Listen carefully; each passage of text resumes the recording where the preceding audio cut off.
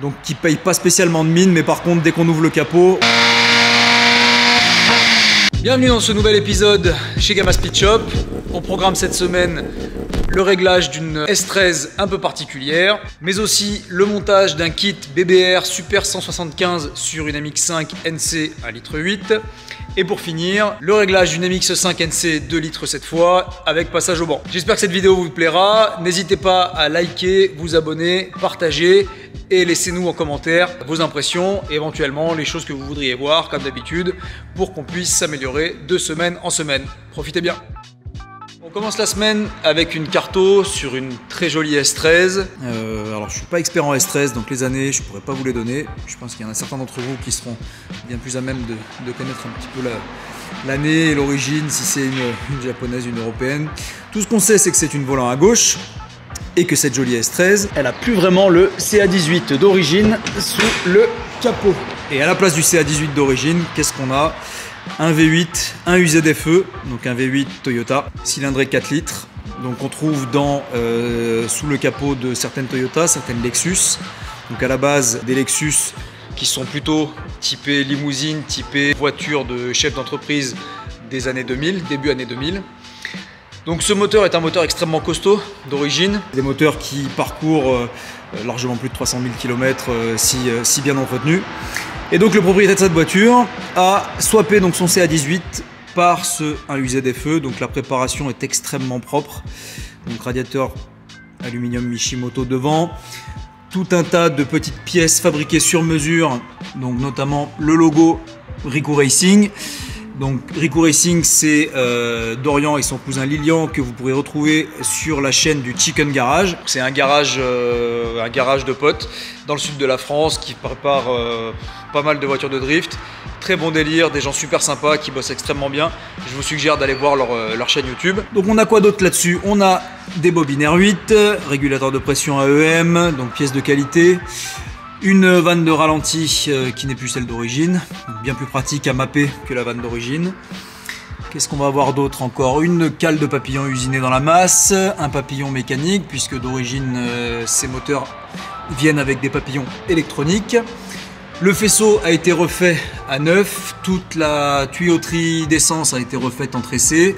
Donc on a N6 ici, on a de l'AN8 en arrivée qui part sur un Y qui vient alimenter nos deux rails d'injection de part et d'autre ici. Toute une tripotée de capteurs, capteur de pression d'essence, capteur de température d'air d'admission, capteur de tempé pression d'huile, si on arrive à voir en bas ici, donc avec un piquage sur l'emplacement du filtre à huile d'origine pour aller jusqu'à un radiateur d'huile pour pouvoir refroidir la mécanique correctement en utilisation drift.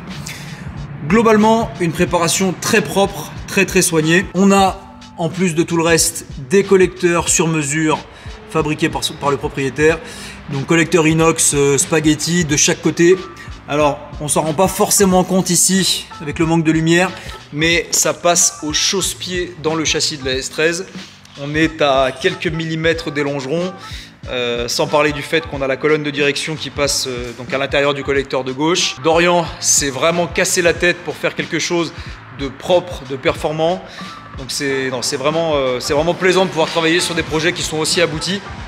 Et accessoirement, j'aime bien l'esprit parce qu'on a une voiture qui extérieurement a encore sa patine d'origine avec la peinture un peu passée, quelques blessures de guerre à l'arrière. Donc qui ne paye pas spécialement de mine, mais par contre dès qu'on ouvre le capot, on a ce bijou de préparation fait avec des pièces de qualité. Et voilà. Donc pour la petite histoire, le propriétaire de cette voiture a travaillé chez Gamma Speed Shop à une époque. Donc aujourd'hui il est rentré dans son sud natal, mais on a collaboré un petit moment ensemble et une très belle collaboration. Voilà, donc on va dire c'est assez plaisant de voir sa voiture perso venir à l'atelier pour être réglée chez nous, surtout quand on voit la qualité du travail réalisé. Donc sur cette voiture, qu'est-ce qu'on va y faire? Cartographie, alors pas flex-fuel pour l'instant, uniquement éthanol pur, parce que le propriétaire veut rouler comme ça pour l'instant. Donc cartographie sur calculateur SCU Master classique, c'est des moteurs qui sont faciles à régler, très performants une fois bien réglés. On va faire nos vérifications d'usage. Donc même si ce moteur a déjà démarré et a déjà été pré-paramétré par son propriétaire, on va faire nos vérifications d'usage. Donc on va sortir la lampe strobo, on cale l'allumage, on s'assure qu'on est parfaitement calé, on s'assure que tous nos capteurs répondent bien, et une fois que ça c'est fait, on sangle la voiture sur le banc et c'est parti pour la carte. Voilà, la S13 est sanglée sur le banc, les contrôles ont été faits, l'allumage a été vérifié, tous les capteurs, la voiture tourne bien, elle tient le ralenti. Notre V8 1UZ qui tourne parfaitement bien au ralenti, c'est souple, ça tourne rond. On est prêt, la voiture est sanglée sur le banc. Notre système d'aspiration qui fait son job. Allez, on va commencer les tirs et voir ce que ça donne. Un UZ globalement stock avec une ligne d'échappement, une admission et des bobines R8. C'est parti.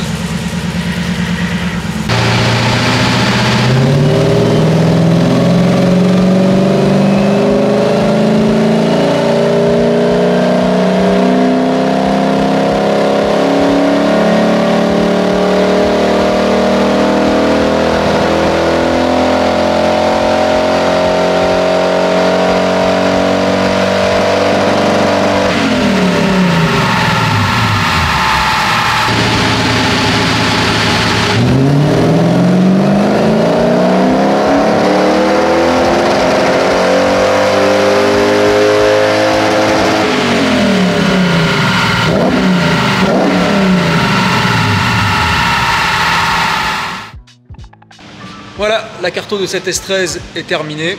Donc on n'a pas réussi à résoudre les problèmes de raté malheureusement au régime. Donc on a changé de calculateur entre temps, on a mis un autre CU Master classique à la place. Ça n'a pas résolu le problème.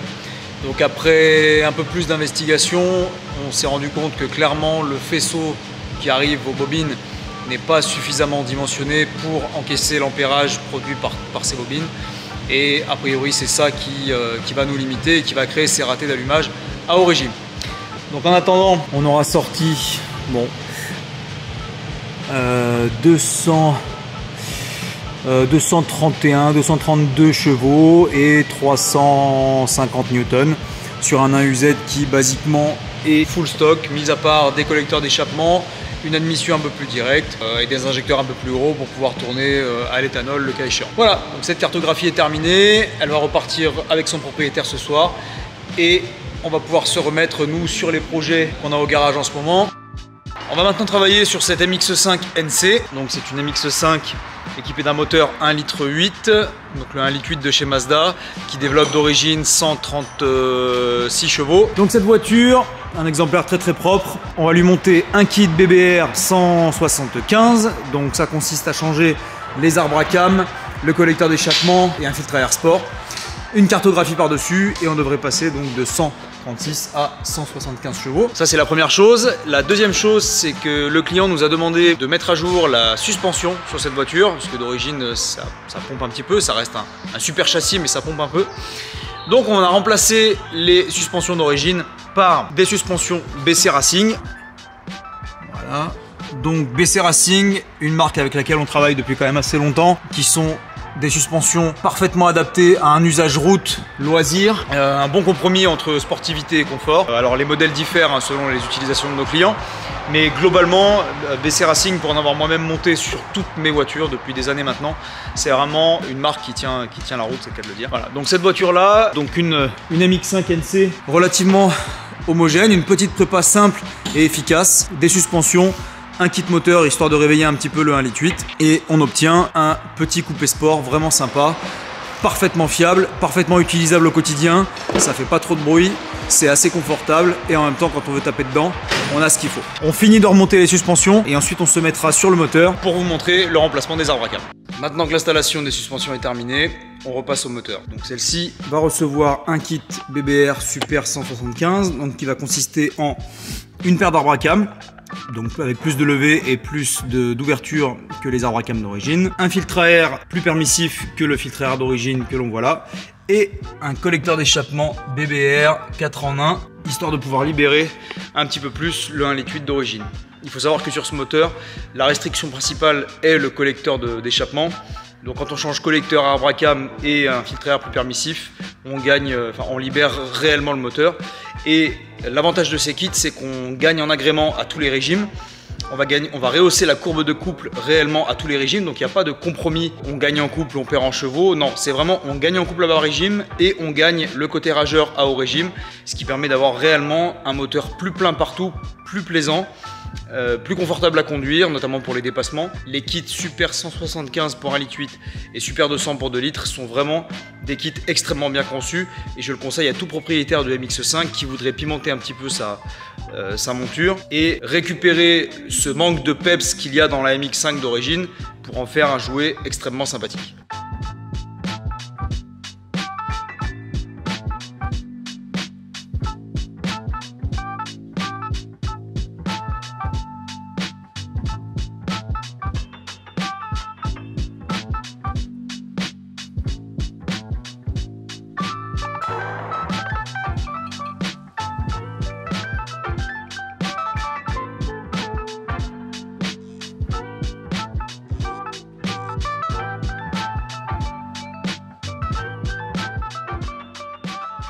Les arbres à cam sont maintenant montés, donc on a remonté toute la baie moteur, on en est à la phase de purge, donc une fois que ça se sera terminé, on passera à la phase de carto, un petit passage au banc et on verra ce que ça sort. En attendant, cette semaine, pas mal de MX5 différentes, donc toujours une NC en 1,8 litre, donc à peu près la même que celle-ci. La différence c'est que sur cette NC, on a posé des suspensions Öhlins aux 4 coins. Magnifique pièce. On va poser un certain compresseur BBR, donc on est en train de le poser.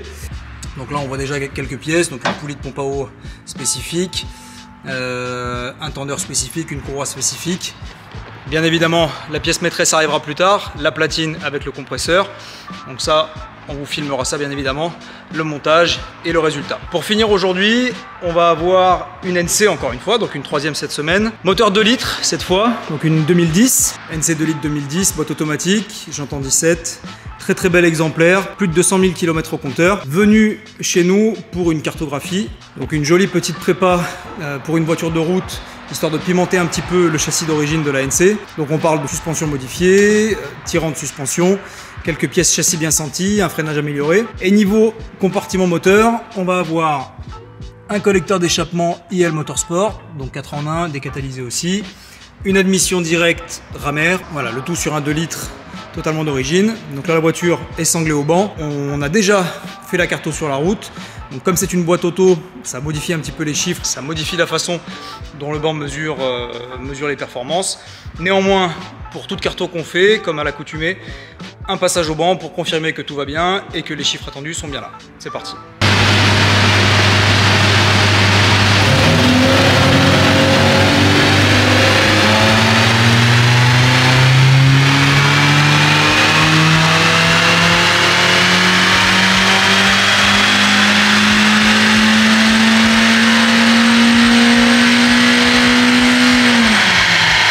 Bon, donc passage au banc, bah, je vous laisse voir que ouais, 41 chevaux à 7500 tours.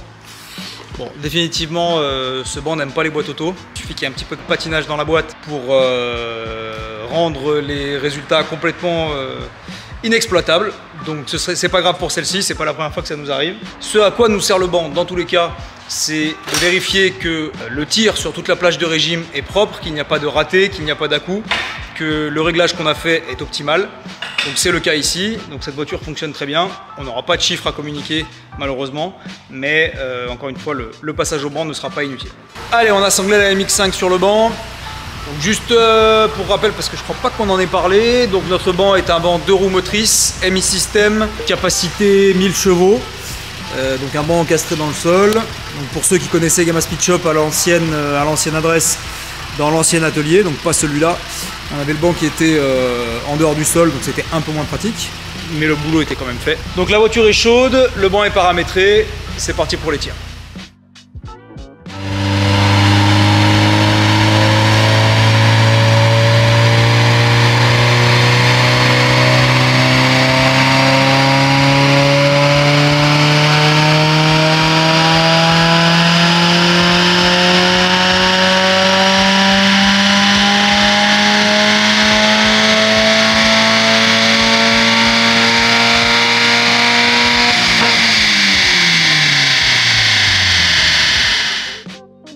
Voilà, les tirs sont terminés, donc on a obtenu 159 chevaux, on n'arrive pas à lire, 159 chevaux, 175 newtons, sachant que notre banc, donc avec l'expérience qu'on a de ce banc depuis 2 ans maintenant, ce banc nous donne des valeurs inférieures de 15% aux valeurs données par les bancs de nos confrères. On a pu vérifier ça sur quasiment la totalité des véhicules qu'on a passés chez nous. Ce qui veut dire que nos 159 chevaux ici équivalent exactement à 175 chevaux, ce qui correspond aux valeurs annoncées par BBR pour ce kit, donc arbre-à-cam, admission, échappement et carto. Voilà pour celle-ci, on va pouvoir rendre cette voiture à son propriétaire et passer à la suivante. Voilà, on arrive à la fin de cette semaine, donc semaine 11 chez Gamma Speed Shop. J'espère que cette vidéo vous a plu. On continue la semaine prochaine sur l'épisode numéro 3 avec toujours plus de projets, du 4 cylindres, du compresseur, du V8, de la carto, du passage au banc. Il y en aura pour tous les goûts. Donc abonnez-vous, n'hésitez pas à nous laisser en commentaire vos impressions et je vous dis à la semaine prochaine. Ciao!